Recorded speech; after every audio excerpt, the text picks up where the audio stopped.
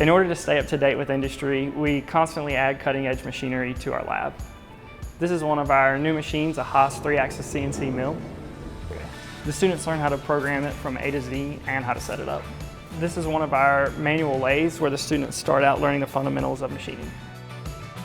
Hello, my name is Caleb Parrish and we are in the Rockingham Community College Machining Lab for Computer Integrated Machining.